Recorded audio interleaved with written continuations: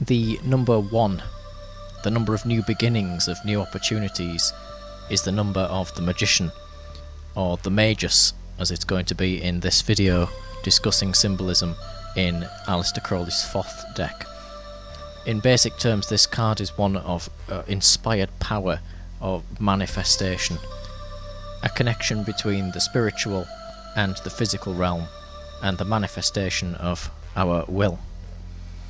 In the Thoth deck, the Magus is very different from the Rider-Waite deck, as we discussed previously in our video on the Fool card, and there was just so much symbolism to actually get through on these cards. It's thought that the Magus here that Crowley was wanting to describe was based on Hermes Trismegistus, and there were actually 3 different versions of this card which were painted by the artist Frieda Harris, and yet only the one card, the one of which you see in the Thoth deck, was actually chosen and approved by Aleister Crowley for the actual deck. Now, the Rider-Waite Magician is the one which you will have seen more commonly in various tarot decks, and so we're just going to start by having a look at that one first, and then move back to the actual Magus card in the Thoth. So with the Rider-Waite Magician, you can see that he has his right arm stretched upwards. This is towards the spiritual world, towards the universe, and his left arm, associated with the material, is pointing downwards towards the earth. Therefore he is a middle pillar, he is a liminal point between the spiritual and the earthly world. He is, if you like, a bridge or a medium which connects the two worlds together, and therefore draws down and manifests the spiritual into the physical, manifests his will. This is the symbol of which we will see in the Magus card throughout various different decks, and absolutely in the Thoth deck as well. The Thoth Magus occupies Path 12 on the Kabbalistic Tree of Life. This is called the Path of Intelligence and Transparency, and is ruled by the planet Mercury, which just so happens to be the planet which is associated with the Magician card. You can find this path here, and as you can see, it is between Kether, which represents a formlessness, a consciousness filled with subtle objects, the world of spirit, and Binar, Binar being the womb from which form is created. So the Magus here is in between formlessness and form, just as we saw on the Rider-Waite deck, where he is the medium between spiritual and physical. You could also see this in more mundane terms as the creative spark, the creative impulse, the thing that makes a writer able to write, that makes an artist able to create art. He's drawing inspiration from the divine and giving it form, giving it reality. Crowley himself describes this as, when he's describing the Magus card, he is duality. He represents both truth and falsehood, wisdom and folly. So this is why the earlier versions of the Magician card were known as the Juggler, and he was represented more as a type of trickster figure, sort of a stage magic, sleight of hand character whom couldn't quite be trusted, because he's either giving you true form, true reality, or he's giving you just an illusion, perhaps beckoning us to ask the question of what is real in this world of so-called form to begin with. So if we have a look at the bottom of the Magus card in the Thoth, where the actual Magus name is written, we can see astrological symbols at either side of his name in true duality fashion. We have the Mercury here at the left, and on the right, of particular interest, we have the Hebrew word Beth, which means house. And so house obviously means many different things. In its basic terms, it is a construction, a building. It begins its life as an image in someone's mind, and then they draw up various plans and they create a house. So the word Beth can imply the creation or the making of things in the physical world. A house can also be a temple, and our own bodies are supposedly a temple in various people's minds, and so the house can represent us, as in our body. And it's actually referred to like that in the actual Bible. So with regards to the Thoth Magus card, he has to have his own body as a clear conduit for spirit, and the world around him built in as much spiritual light as possible, so the house, both his own body and the house of his own creation, as well as just the basic manifestation idea of the house, the building. Back over to the left hand side we have the Mercury symbol, and the Magus has the attribution of Mercury associated with it.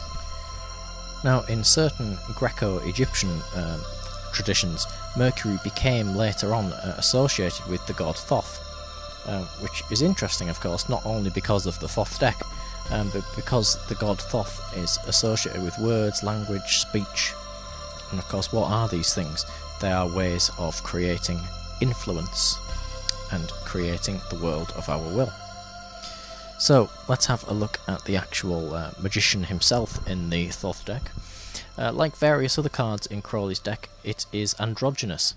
You can see that the card is actually naked, and just like the Fool card that we had on the previous video, it has both masculine and feminine attributes to it, moulded into one. This could again represent the duality and the conduit aspect of the Magus, and yet it can also represent his association with Kether, which is the world of formlessness, and so obviously in a world of formlessness there would be no notions of gender and things of that nature. If we have a look around the actual Magus on Thoth, it's quite interesting. He's actually juggling 8 items in total. This harkens back to the early versions of the Magician card, which we mentioned earlier, being things like the Juggler and the Trickster. And of course, if we actually have a look at the items that he's juggling, they all have their own meaning to them as well. The first 4 that we're going to look at are elemental symbols, and so you can see here the symbol of the censer, or basically an object with incense coming out of it. And so that means that it has within it a flame. It's representing the element of fire. The next object is the cup that he's juggling.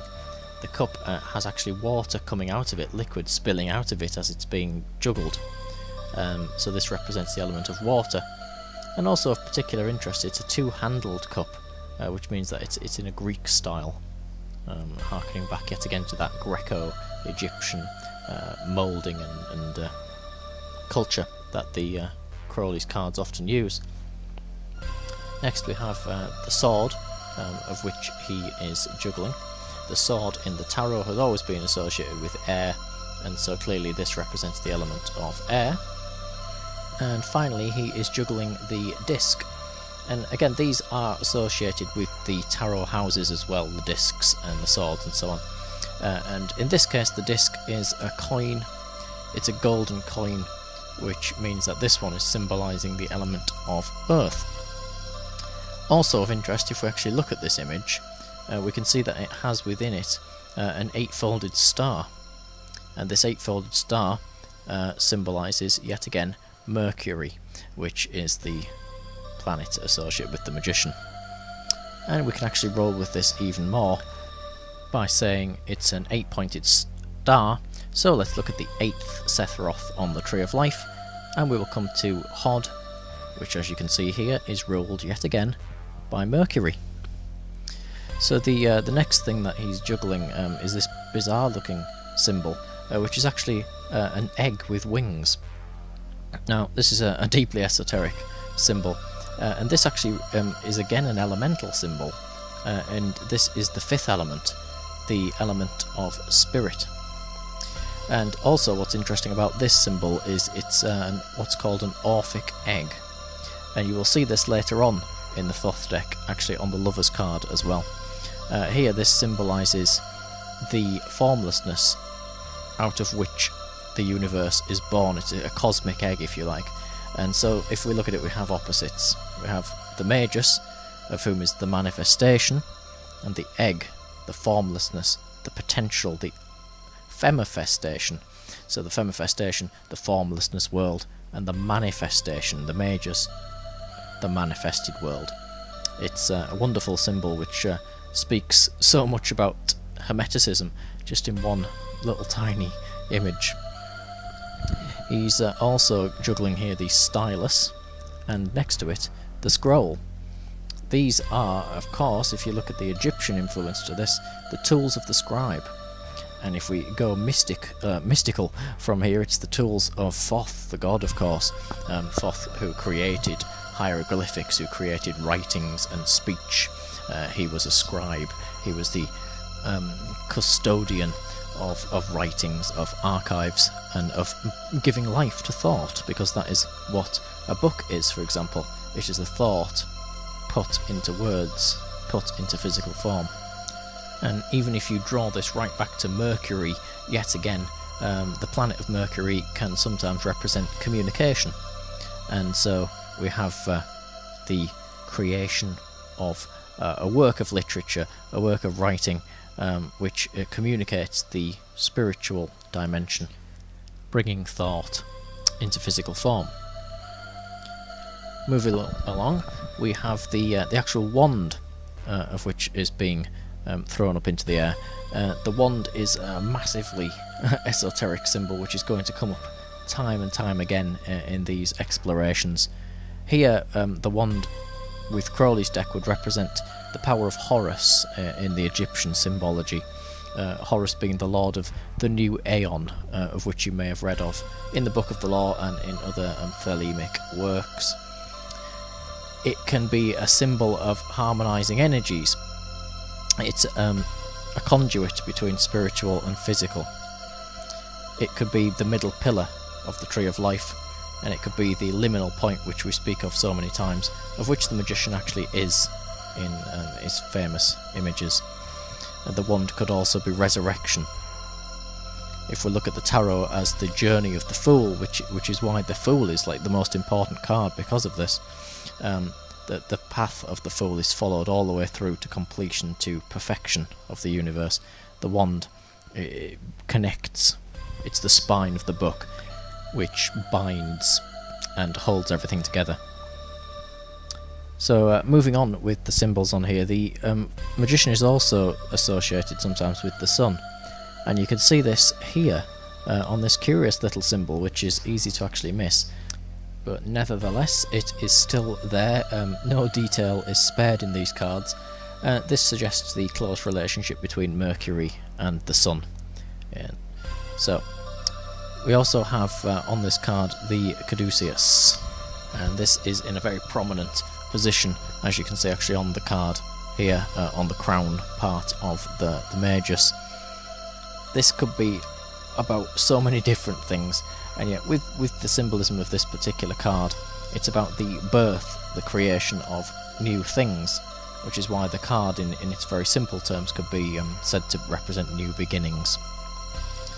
If we look at Crowley's Book of Thoth, we actually get this diagram, which is all about the caduceus, and Crowley himself said that this represents the balanced energy that has created the illusion of existence. Fabulous sentence which sums the whole thing up in one go. And so if we look at it on the actual card itself, the caduceus has a circle at the top, the circle representing the very powerful image of the Eye of Horus. And within this circle is a dove, and you can see that the dove is coming downwards, so it is spirit coming down from spirit into the physical. What's quite interesting here as well is you will also see this dove image later on in the Empress card. The Empress being ruled by Venus and the Magus being ruled by Mercury. This could be a suggestion here that this caduceus is sexually charged, it's fertile. And of course, to be fertile is to be able to create. So that's just one way of looking at it, of course. You can also see, of course, with the caduceus here represented by the two serpents, the lemniscate, the figure 8, the symbol of infinity, the shape of infinity. And this is mirrored back on the Rider-Waite cards and other magician cards, where you can see clearly the infinity symbol on the crown above the magician, above his head. This is a symbol of the infinite nature of his consciousness. his source, his spirit, of which is in Kether, the formless world, that femifestation world that we spoke about, the unmanifest, which is completely infinite. And this stretches all the way down through his body in this symbol, down through his feet, representing Malkuth, or representing the physical world, and he channels this all the way down, and hence creates, he thinks and becomes. The serpent on the left, you can see, has a throne on top of his head, or it looks like a little chair actually, but it's meant to be a throne. And these are actually headdresses that the serpents are supposed to be wearing, and this one is the headdress of Isis. Now the goddess Isis is associated with, on the Tree of Life, Binah yet again. And this is also interesting when we look at the serpent on the right hand side, of which their headdress is that of a crown, the crown representing on the Tree of Life Kether. And so yet again we have this path between Binah and Kether, the form and the formless, the masculine and the feminine, the duality and the power which comes from these elements of creation itself. You could even go as far as to say that this white V-shaped pattern behind the Magus represents the white light of Kether, the pure spirit, the pure creation, being drawn down from above to below. Let's also have a look at some of the Magus himself and the symbols of which are surrounding him. So he's wearing a pair of winged sandals. Now the winged sandals are associated almost always with the god Hermes, and so the Magus, being like Hermes, is at the channel for the spirit arising again into Kether. The strap of the sandal is a serpent, just like those of the caduceus, and it's actually a serpent shedding its skin, which is a suggestion of new beginnings, of a life being reborn into something new. On a similar note to this, if we actually look at the background of the card, we can see various crossing lines all intertwining and coming across each other. This is the actual form itself in creation. This is the making of the universe. And it's quite interesting if you have a look at these close up. They don't intercross with the white light of Kether, the angular white light of which we saw earlier. And if you also look right down to the bottom, you can see a semicircle at the bottom of the card. This is thought to be Binah, and so yet again we have the same symbol of Kether and Binah, the drawing down of spiritual energy into physical, and with it the creation of the universe. Now if we have a look at the right foot of the Magus, we will actually see an interesting symbol, which is the ape of Thoth. So this represents the distortion of truth. So in other words, truth is never perfect, because it is altered with the perception. It is distorted by the perception of the observer, of whom tries to represent it. The true perfection is only the spirit, the formlessness. Aleister Crowley himself described this as manifestation implies illusion. And so when something is manifest into what we think is the physical world, that is by its very nature a world of illusion, because its perfection, its pure form, is that of formlessness, that of spirit only. Now, what's quite interesting is we have to look at the tarot story, which is the journey of the fool, the path of the fool. And so if you haven't already, you can go back to my previous video about the Fool card on the Thoth deck. But the Fool is path 11 in the Tree of Life, and this is directed out of the unity of Kether to Shokmar. The Magus is path 12, as we said at the beginning of this video, and therefore he is the channel of the spirit, which was initiated back on path 11. And so basically we're having the Fool transition into the Magus. So it's quite a difficult thing. The Fool started his journey, he was carefree, he was silly, he was a fool. Rather than just live in his own protected little bubble of the world, he swapped it out and said, I'm going to create my world, I'm going to bring my own will into manifestation. And so that might be an interesting way of actually interpreting the Magus when he appears on your readings. It could represent and mean to you that the happy-go-lucky fool world of the material world of which we live in is cast aside, and you take a decisive step, you take action. You're looking at the spiritual side of things and understanding, for the first time possibly, the nature of reality, and deciding that you can accommodate your goals, you can manifest your goals, and that the world of which you are seeing is the product of this duality, this union between the spiritual and the physical, and that not all things are outside of your control at all. And so you are passing from a fool of whom just accepts things as happening to a magus of whom creates his reality.